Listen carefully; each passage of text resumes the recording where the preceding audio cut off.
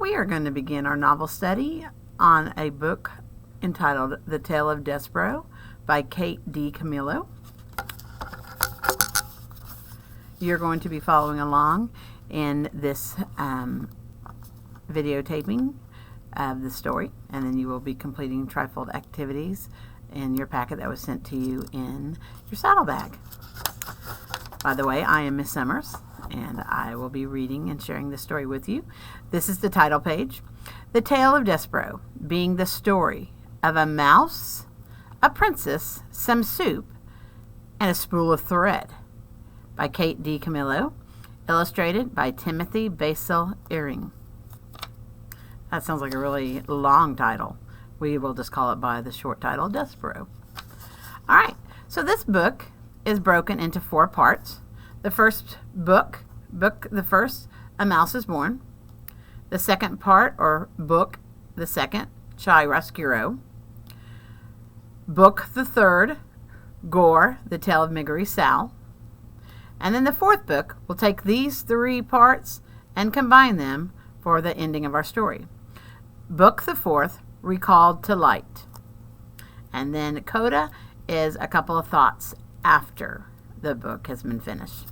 All right, let's begin. The world is dark and light is precious. Come closer, dear reader. You must trust me.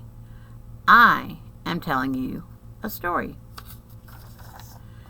Book the first, A Mouse is Born.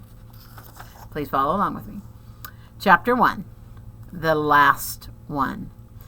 This story begins within the walls of a castle with the birth of a mouse, a small mouse, the last mouse born to his parents and the only one of his litter to be born alive. "Where are my babies?" said the exhausted mother when the ordeal was through. "Show me my babies." The father mouse held the one small mouse up high. "There is only one," he said. "The others are dead." "Mon Dieu!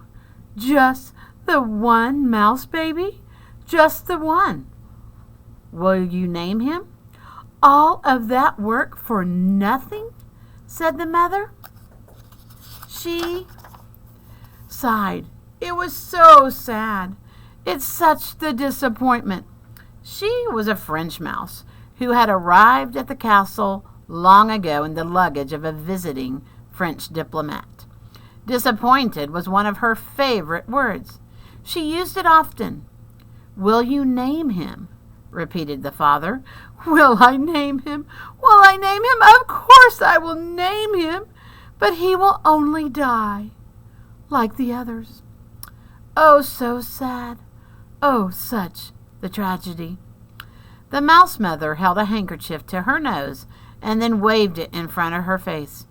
She sniffed. "I will name him. Yes, I will name this mouse Despereaux, for all the sadness, the many despairs of this place. Now, where is my mirror?" Her husband handed her a small shard of mirror. The mouse mother, whose name is Antoinette, looked at her reflection and gasped aloud. "Tolisi," she said to one of her sons, "give me my makeup bag. My eyes are a fright." When Antoinette touched up her eye makeup, the mouse father put Despereaux on a bed made of blanket scraps. The April sun, weak but determined, shone through a castle window, and from there squeezed itself through a small hole in the wall and placed one golden finger on the little mouse. The other older mice children gathered around to stare at Despereaux. "His ears are too big," said his sister Merlot. "Those are the biggest ears I've ever seen." "Look," said a brother named Furlough. "His eyes are open." "Pa, his eyes are open. They shouldn't be open." It is true. Despereaux's eyes should not have been open, but they were. He was staring at the sun reflecting off his mother's mirror. The light was shining onto a ceiling in oval brilliance, and he was smiling up at the sight. "There's something wrong with him," said the father. "Leave him alone." Despereaux's brothers and sisters stepped back, away from the new mouse. "This is the last," proclaimed Antoinette from her bed. "I will have no more mice babies. They are such the disappointment. They are hard on my beauty. They ruin me, my looks. This is the last one. No more." "The last one," said the father, "and he'll be dead soon. He cannot live, not with his eyes open like that." But reader, he did live. This is his story. And the caption under the picture, and I don't know if you can see, but here is Despereaux. Here are siblings looking for him. And he has a caption underneath that says, "Despereaux's eyes should not have been open."